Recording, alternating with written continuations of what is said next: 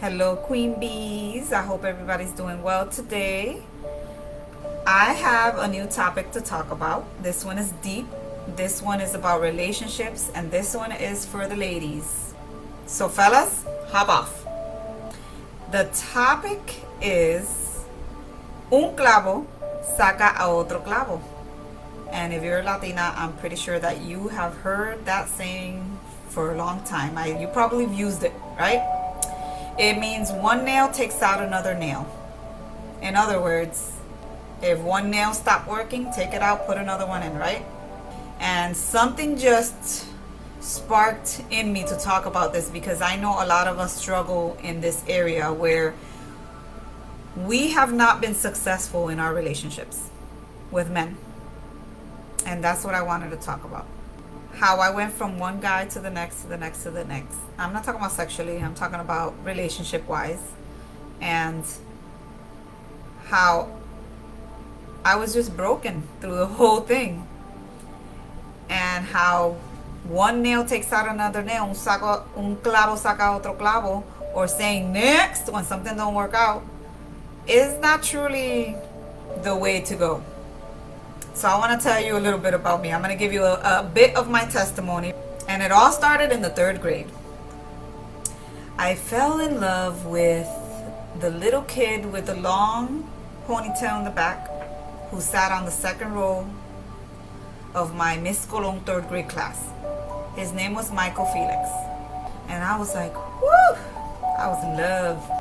But then what happened was that I ended up repeating the 3rd grade.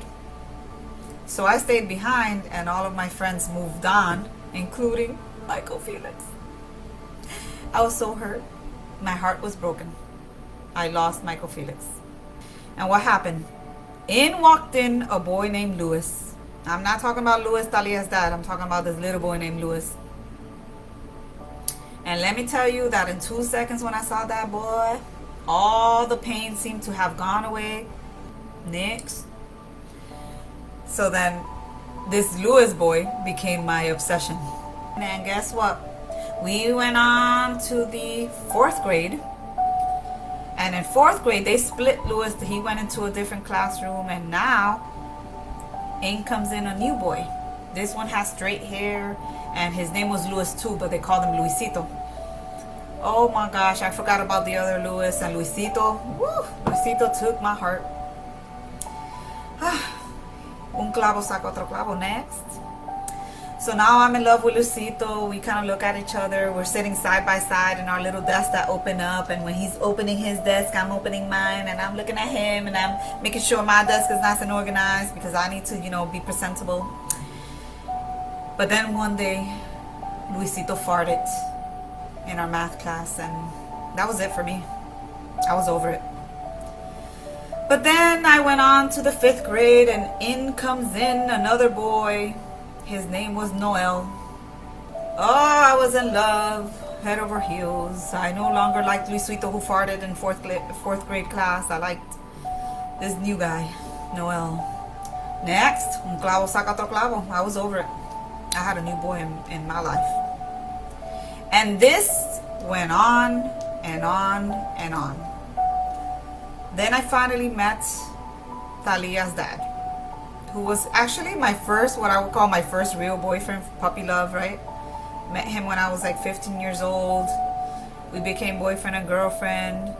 And around the time I graduated high school, it was a more serious relationship. And then at 19, we moved out together.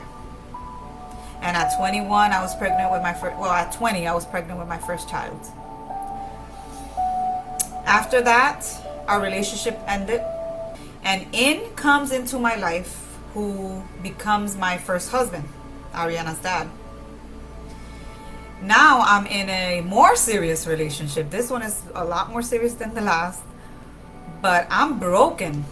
I'm a broken woman at this point. I done went from boy to boy to boy to boy since the 3rd grade. I didn't give myself a break to find out who I was, to love myself. I had anger issues. I had so many insecurities. I had trust issues.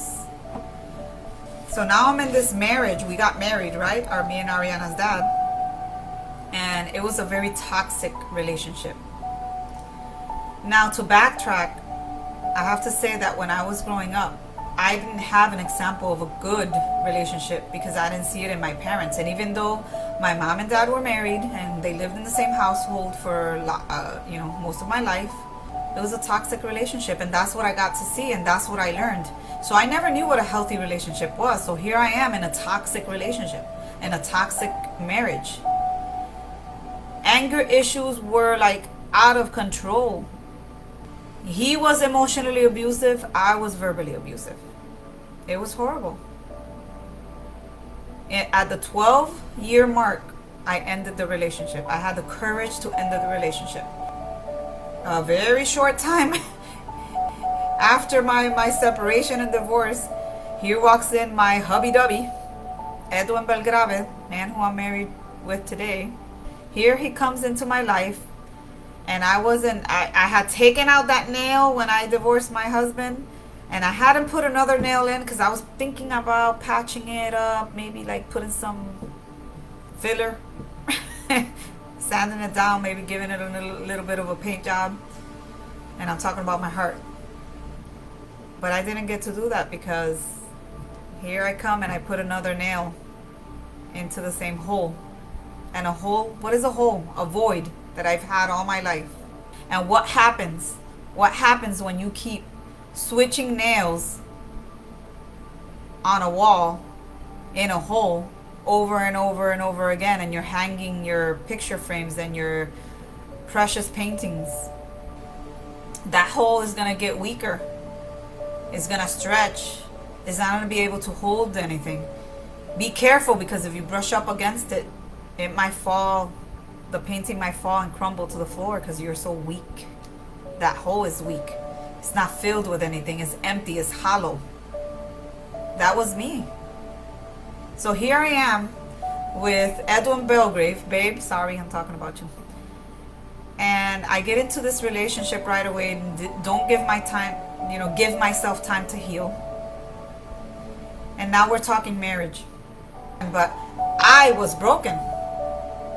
I was broken. I had a hole that was empty, full of sorrows and pain. I hadn't taken care of that. Never did.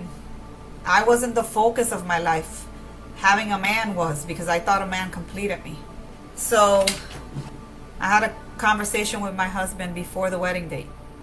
I was feeling really uncomfortable because I felt like it was unfair to him that I was coming into this marriage with so much baggage, so much pain, broken, with anger issues, with trust issues. And I told him, I said, one day I said, can we have an honest conversation? I want to tell you something. And I explained to him that I was still broken, that I was angry. I was angry from my childhood. I was angry because of my last relationship.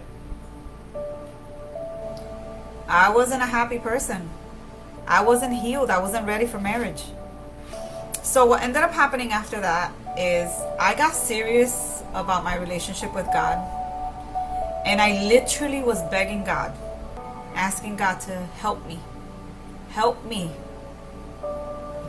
fill that hole in my heart. That anger that I had, I wanted it gone. I wanted more control of my emotions. I wanted to find myself and love myself.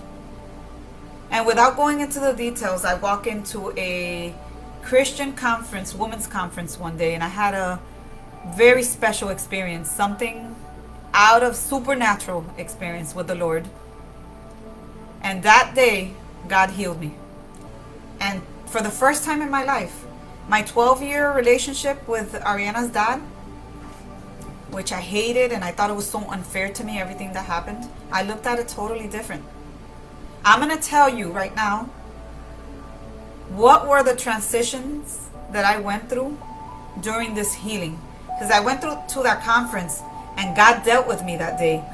But the transition happened little by little. The healing happened, like the manifestation of the healing happened little by little. So these are the things that I ended up doing. The first thing I did was I had to find forgiveness.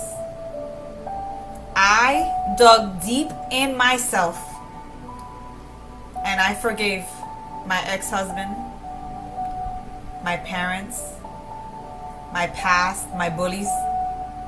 And I said it with such conviction that I know God worked in that prayer. And then I forgave myself. I accepted responsibility for what I did wrong in my relationships.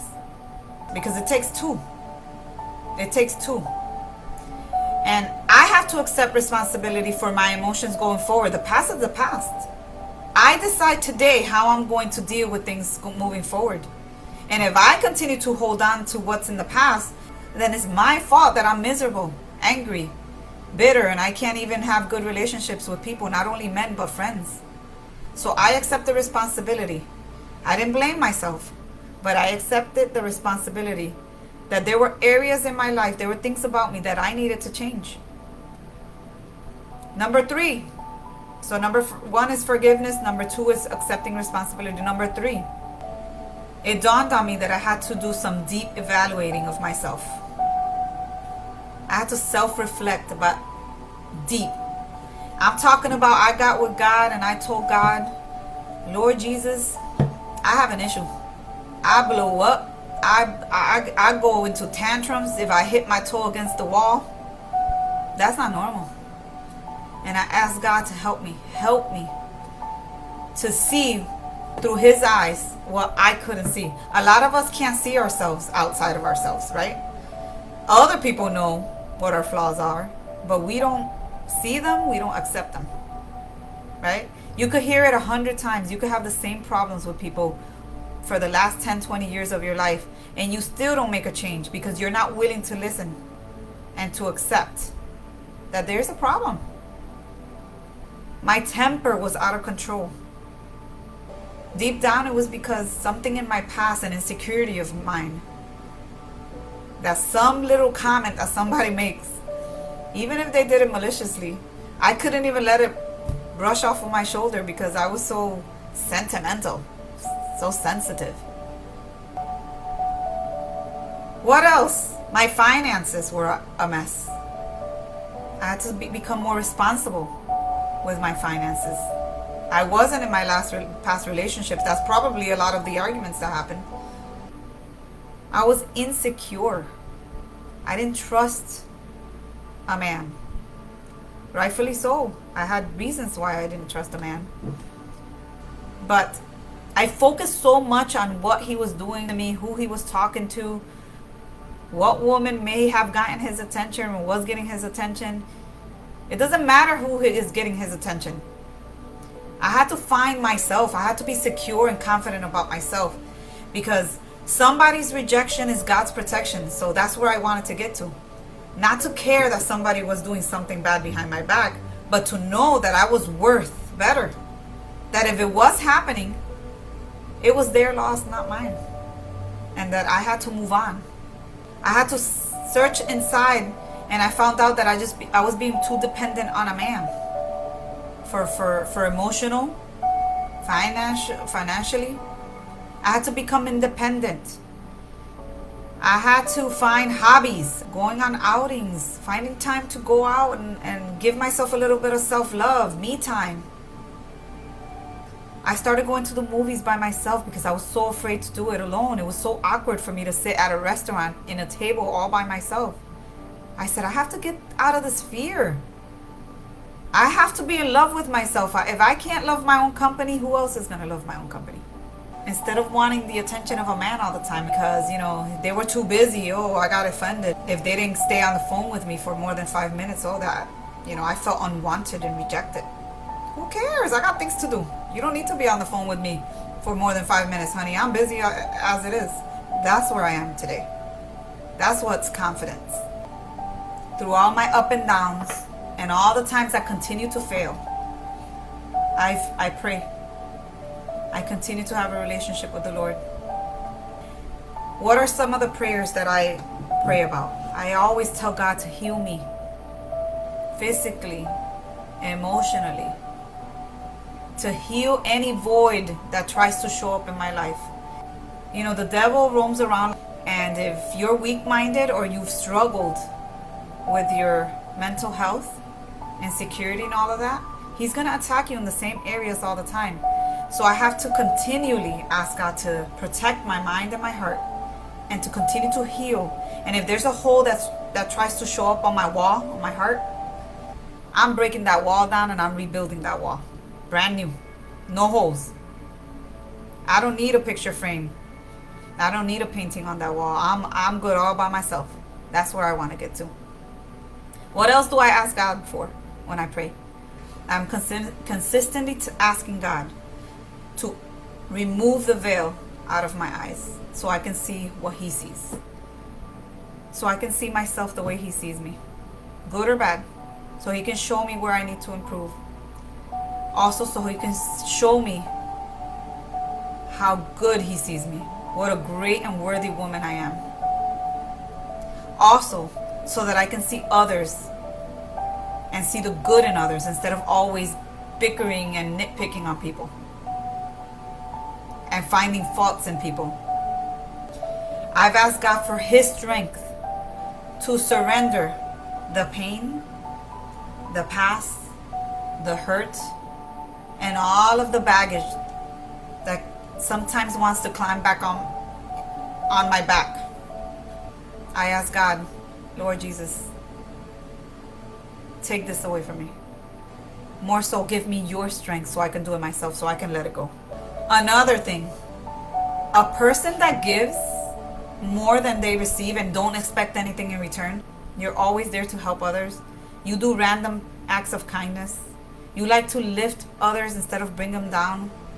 Do you know what power you carry inside? Do you know who you are? You're priceless. If you get to that point in your life where you give more than you take, your relationships are going to be better. So thankfully, that wall started coming down. And only God knows my future, right? Only God knows what's going to happen between me and my husband. Maybe we'll last forever, and I hope so, and I pray, and I ask God for His covering over our marriage, and please help me pray over my marriage. But I know that I'm all good by myself. And I don't say that in an egotistical way. I'm not boasting. What I'm saying is that I'm a good woman. And when you get to that point, you won't need a man to fill you, to fill that void in your heart. So let's stop making that void in our life deeper by taking one thing, replacing it by the other, and covering up the pain and trying to push it to the back of our minds. Let's face our fears. Let's face our pain. Let's face our past. Let's find healing. Let's heal so we can have better, meaningful relationships and make a difference in the lives of the people around us. Even if you meet somebody and it's only for a season, let it be that you were a seed planted in their life and not a thorn in their life. God bless you. I hope this was helpful. I love you guys. Have a good day.